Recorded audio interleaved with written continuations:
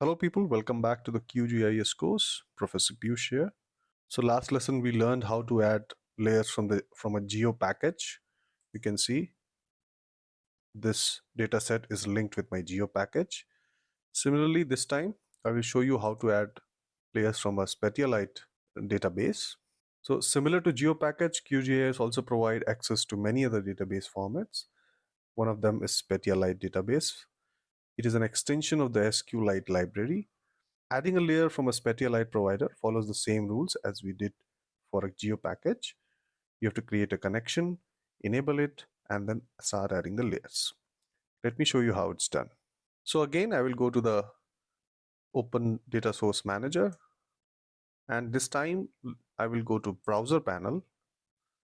Here you will see the set of the browser panel, which is already there in the panel. You can directly access from there as well, or you can access from here as well. Both options are fine. So I will just right click this and you will see an option of new connection. If you click this and go to the folder of exercise data, you will see at the bottom a land use SQLite file is visible now. Just click and open. You will see now it is showing me this file connectors as it was showing for the training data connected to the geo package. Same thing you can find here now. Now there is an option to pull down this and I can see the land use file is connected. Same way the training data package is also connected. Now to add this, just double click this and you will see a land use layer is here, in which there is another database of fields which has full of data set in this. Now to add layer from this, just drop the button here and you will see another layer which is land use layer, which we want to add in our layer panel. So you can just click and drag and drop in the map canvas and it will automatically come here. Now comes the role of organizing the layers. That's how the layer panel helps a lot. So you will see, because the land use came here and my road layers are at the bottom, so I'm not able to see them. So either I will bring my land use to the bottom so that I can see everything else above it.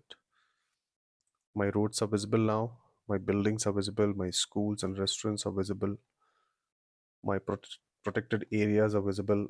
All these things we did in the previous videos, all these layers one by one I added and showed you. So this file contains all of them at one place. You can see the water bodies and the places. So that's about it. As you now know how to add layers and how to select the packages and databases, I'm sure you must be in the same stage of this. Please save this file as some basic map or something. You can name it and save it, because we'll be using this for further references. So now you have everything in your map canvas, right?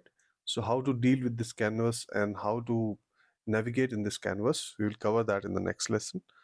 So see you there.